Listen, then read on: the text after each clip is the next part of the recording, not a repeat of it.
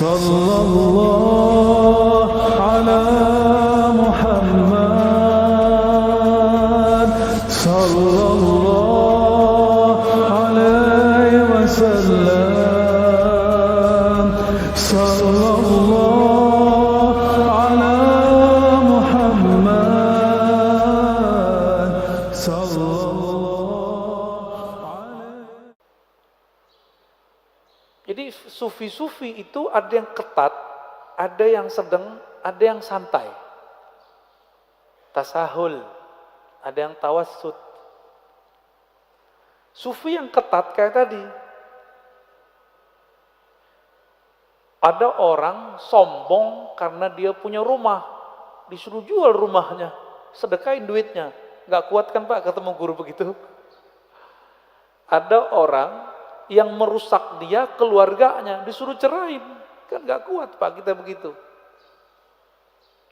Gak kuat, itu thariqat tasawuf lama, yang ketat. Ada orang hobi makan minum. Dikurangi makannya, dikurangi minumnya. Proteslah banyak ustadz di Sumatera. Karena di Sumatera itu kalau suluk tarikat Naqsyabandiyah, gak makan daging Pak. Ustadz-ustadz yang modus. Sebenarnya dia suka makan daging, makan rendang, makan apa tuh, gaji-gaji itu ya, gazebo namanya. Itu suluk apa-apaan, kok mengharamkan daging? Kok kita nggak boleh makan daging? Oh, nafsunya lagi ngomong, nafsunya demo. Orang suluk nggak ada urusannya sama nafsu dia. Itu kejadian Pak banyak, ustadz, selevel ustadz. Bahkan menuduh orang-orang yang sedang suluk itu mengharamkan daging. Tidak, nggak ada mengharamkan daging. Taib. Ada yang sedang ini melihat kondisi si murid, menyesuaikan kurikulumnya, nyesuaiin si murid, tapi batinnya tetap harus kuat. Kalau tasahul santai. Tasawuf underground, kan sekarang ada ya. Ada tuh ustadznya juga muda juga tuh. Beliau berdakwah di kalangan anak jalanan yang gak kepikiran sama kita dia buat. Sebenarnya jemaah tabligh itu bagian dari tasawuf menurut saya ya.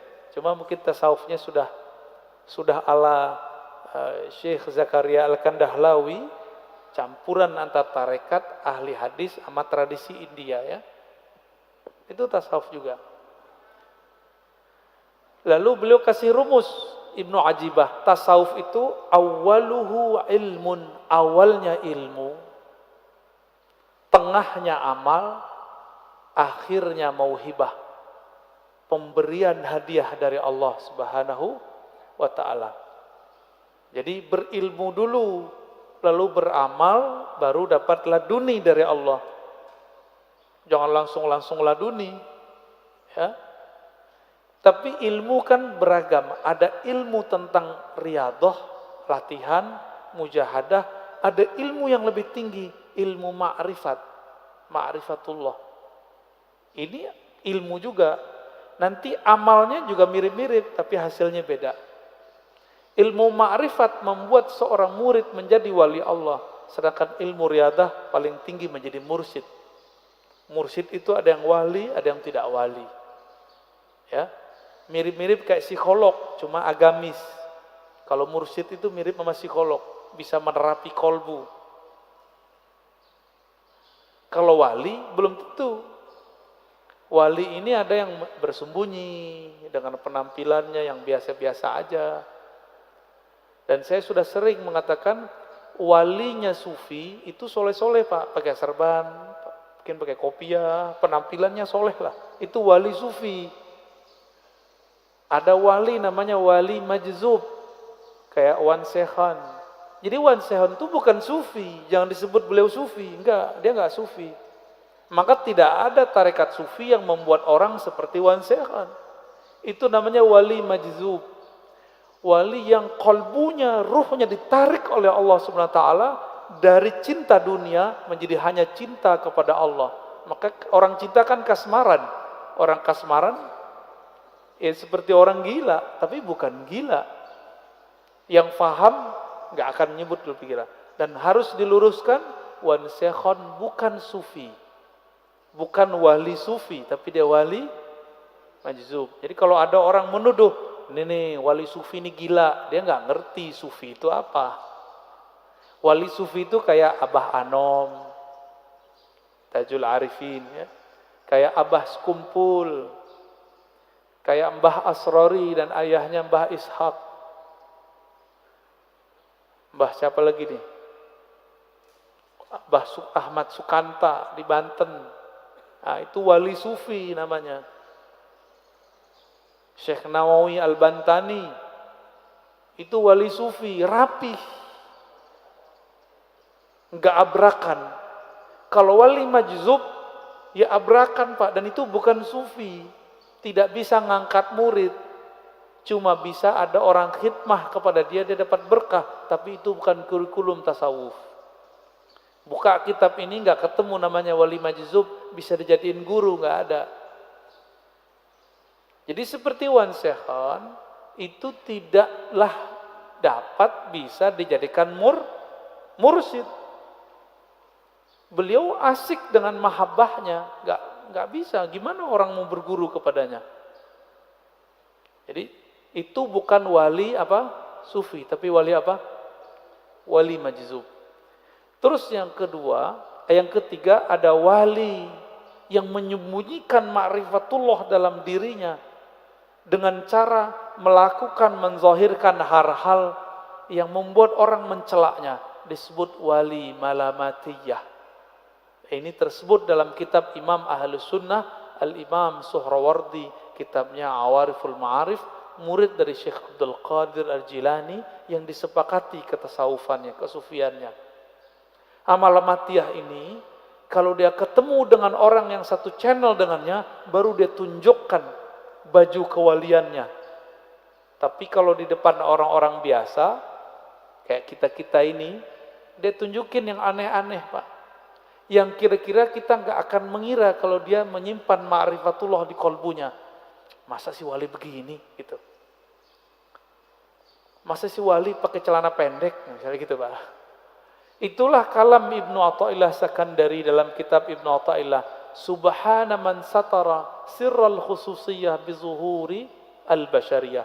Sungguh hebat Allah, Allah sembunyikan agen-agen ma'rifatnya dalam rupa sisi manusiawi. Kadang pedagang kelontong, mungkin dia seorang sopir angkot, sopir Grab, siapa tahu, wallahu alam. Bukan berpenampilan kayak kiai, kayak ustadz. Jadi kalau wali sufi mirip sama kiai. Kalau majzub ya suka-suka dia abrakan. Wali malamatiyah seperti kisah Nabi Musa dan Nabi Khidir. Nabi Khidir menunjukkan maksiat Pak di depan Nabi Musa, benar nggak? Maka antum nggak akan kuat ketemu wali malamatiyah, bisa kafir, mending nggak ketemu. Masalahnya di akhir zaman begini, wali-wali ini kan susah diketahui. Dan besar kemungkinan wali al-ghaus di akhir zaman nanti malamatiyah. Nabi Musa aja gagal Pak, tapi dianggap berhasil dengan syafaat dari Allah. 3 kali dia ingkar, bener gak? Nabi Musa bisa ingkar, loh kita siapa? Kita bukan Nabi Musa. Kalau Allah tidak menakdirkan kita bisa terima, tidak membantu rohani kita, kita bisa nggak kenal tuh sama wali malamatiyah ini. Wali malamatiyah ini punya trauma dengan iblis. Iblis itu dulu namanya Azazil, bertambah ilmu ma'rifatullah karena dia beramal ribuan tahun, bertambah ujub. Dia merasa mendapatkan pengetahuan, bertambah ujubnya, bertambah sombongnya. Supaya tidak terjadi itu, supaya orang tidak mengkultuskan dia, wali malamatiyah ini menghancurkan karakter-karakter sisi kesolehannya, supaya orang nanti menghujatnya. Di saat ada orang menghujatnya, disitulah dia kemudian tidak ujub. Itu malamatiyah. Itu bukan sufi loh ya. Jadi yang sufi yang pertama aja. Kecuali si malamatiyah sudah diperbaiki oleh Allah lahirnya, baru dia nanti persis kayak sufi. Kapan itu kita nggak tahu ya. Dan di akhir kata Imam Zarruq, definisi sufi ini tasawuf itu banyak. Tablugh nahwal alfain. Beda imam, beda pengalaman. Kira-kira ada sekitar 2000 definisi tasawuf. Namun semuanya berpulang kepada satu hal. As-sidqut tawajjuh ilallah. Kesungguhan, kejujuran, kebenaran bertawajuh menghadapkan diri kepada Allah. Jadi itulah awal dari doa iftitah, wajjahtu wajahiyah. Itulah tasawuf. Supaya mencapai wajjahtu bisa jutaan cara. Itulah namanya tarekat sufi. Jadi tarekat sufi itu bagaimana koneksi si hamba saat mengatakan wajjahtu wajahiyah. Tadi waktu baca doa iftitah nyambung nggak kepada Allah? Enggak kan? Karena belum punya torikotnya. Ya, belum punya sidqut tawajuh. Lisannya ngomong, kolbunya nggak ngikut. Yang disebut sidik, lisan mengatakan wajah tuh, kolbunya langsung berkiblat kepada Allah Subhanahu wa ta'ala. Berdasarkan itu, kata beliau, apapun kata orang tentang kezindikan tasawuf itu bersumber dari kebodohan mengenai hakikat tasawuf. Ya, jadi tolong sama-sama kita luruskan pemahaman ini. Ya, kira-kira itu. Sallallahu ala Muhammad sallallahu alaihi wasallam.